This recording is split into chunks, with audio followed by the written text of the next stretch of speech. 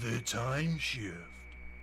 What a way to kill a great ending. What did you think about this week's episode of Doctor Who? Leave me a comment down below and I'll get back to you shortly. Whilst you're there, be sure to like, subscribe, click the bell and do all the YouTube stuff that YouTube wants to do, because YouTube is increasing scary place to small content creators. Support your local small content creator today, it will do them a power of good. Now, on to the review.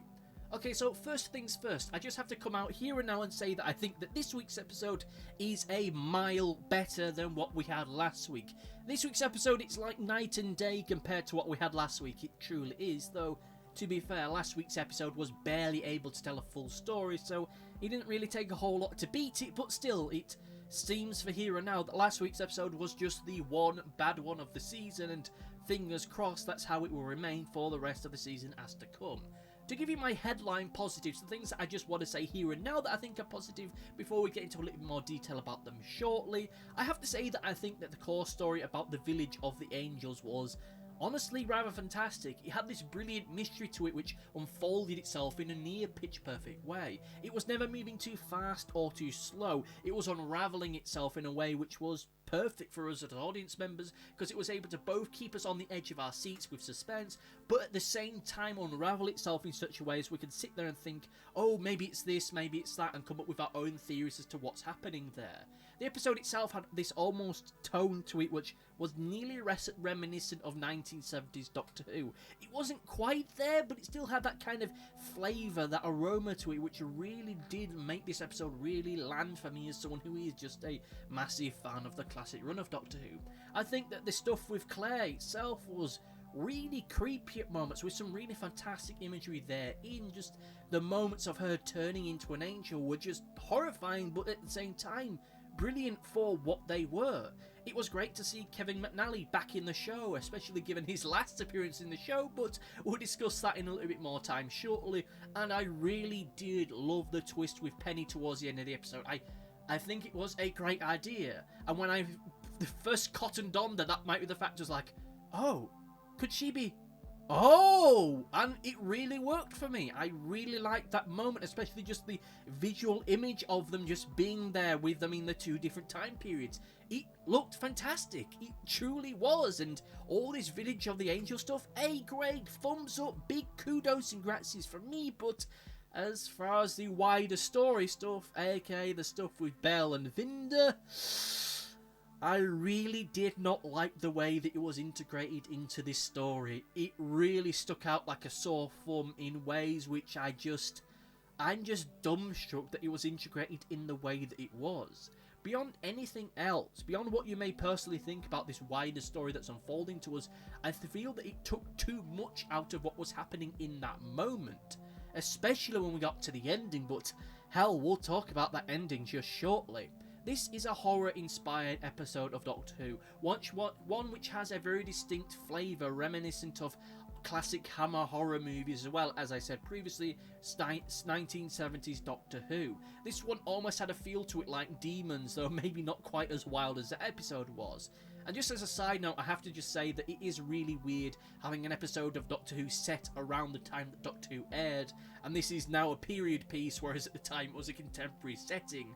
And I have to say that for what it is, a period piece episode, I am glad that it didn't get lost in the reeds with historical period references and just trying to play with the pop culture interpretation of what that era was like. It felt genuinely well lived in. It felt like we actually were seeing this time period for what it was, rather than the easy, almost Hollywood version of it. This episode is one of the tonally darker episodes we've had in Doctor Who for quite some time. We've not really had an episode quite as dark as this in quite some time. I do wish that it had lent into that darker side a little bit more, especially bearing in mind we had that moment early on in the episode where old Penny is there like, oh, there used to be 92 graves here, but now there's 93, and that whole visual image that people are travelling back in time and more gravestones are being added was just such a horrific idea in the back of my mind that I loved it, and I wish there had been more moments like that sprinkled throughout. Now, I understand why there weren't, and it isn't because this is a family TV show and they didn't want to scare the kids too much. It's because, well, we had to deal with the mechanics of the mystery of this episode, and the wider mystery of this season. So the fact that there is this feeling of this missingness, like it's missing that extra edge, that extra twist to it, yeah, I get it. I get why that is the case, and I do wish I'd have spent more time developing that and having a few more scary moments in it. Hell, I'd have even settled for a few more jump scares if it meant that it was a little bit more of a moment to this episode.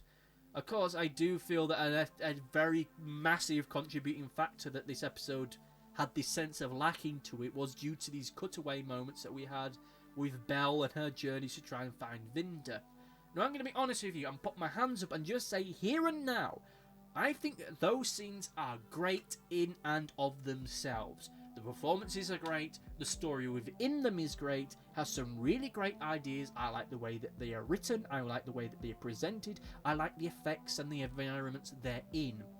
But I do not for 1 minute feel that these scenes work within this story. They certainly do not work within a horror story. It had such a vastly different pace, flavour and colour palette to what we have in the main story that it was just horrifically jarring whenever we had these moments coming along. It felt almost like I was sat on the remote control and just flicking onto the wrong television channel.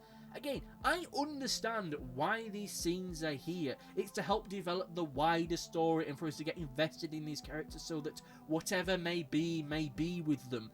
But here and now, it just doesn't work for a story like this. I would have much preferred, hell, an entire episode dedicated to Vinda trying to find Belle. Because here and now, it feels like we got 75% of a really great episode and a 25% chunk of another really great episode.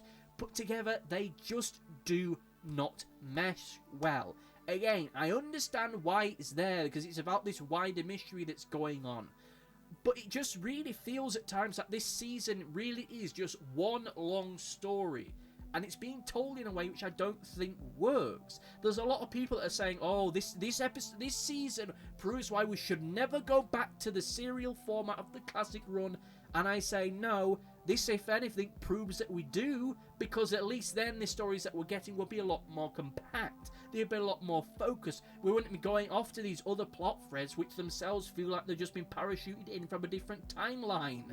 I mean, it really does feel at times like we're watching a movie that has been serialized for television, just cut up into its own TV series without actually thinking about the pacing of those episodes they're in. Characters are just wandering in and out of relevance, just fading in and out of the scene and taking stuff away from the moments they're in.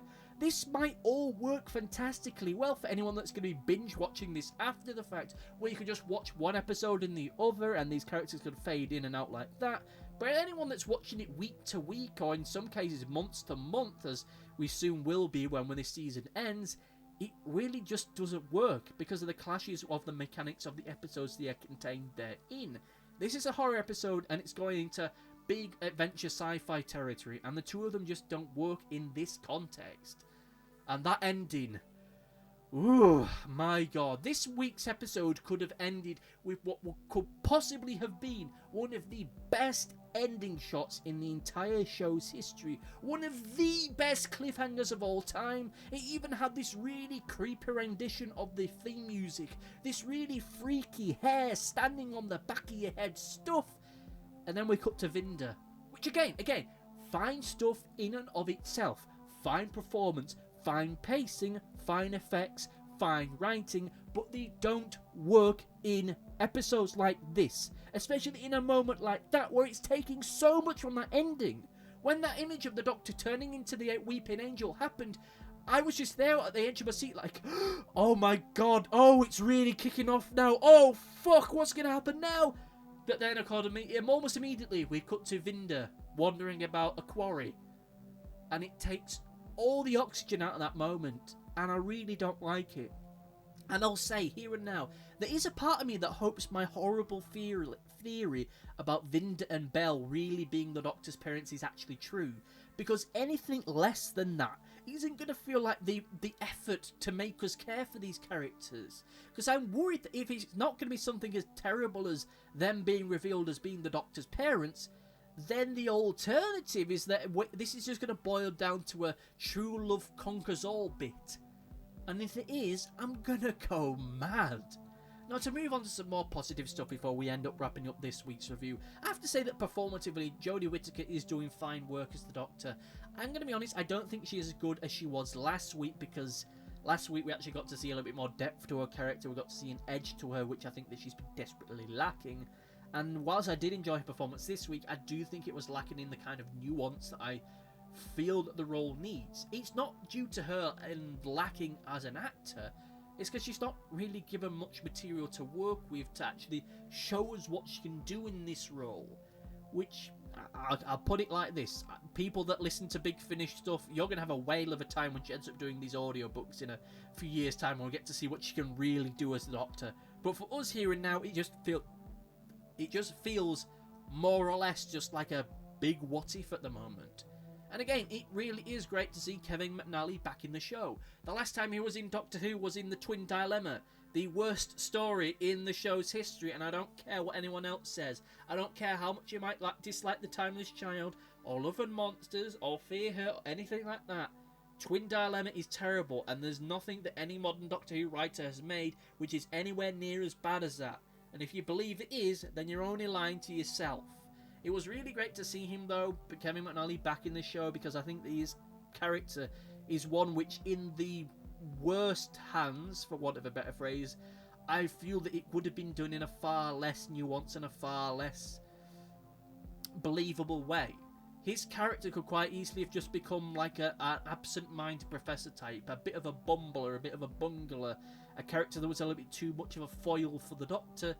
But in the end, they weren't. They were this great, nuanced character, had a great sense of depth and weight behind them as a character, which I really did appreciate. And I hope that we see a little bit more of him. I know we're getting towards the end of all this, but even if it's just a little bit towards the end of next week's episode, or even any point in next week's episode, you know, it'd just be nice to see a little bit more of him, because, again, I think that he's a decent character actor. I really do enjoy seeing him in stuff. So it's just great to see him. In terms of, on a related note, being great to see anybody, you know what, it was really great to see Dan and Yaz on screen, because by and large in this week's episode, they were horribly underutilised. I know a lot of people, when it came to this new season, were really excited to see Yaz on screen a lot more, doing a lot more, but again, we're once again in a situation where Yaz is just a non-entity in the episode, and she's being horribly underutilised at almost every turn. And I'm really sad about that, because there's a really great moment in this week's episode which just shows what Mandip Gill can do as an actor. You know, Mandip Gill, I think that she's really underrated, particularly as far as this program is concerned, because there's that moment when Penny's grandparents are turned to dust, and you can see Yaz there with the tears running down her eyes, just saying to Penny, everything's going to be alright, the Doctor's going to save us.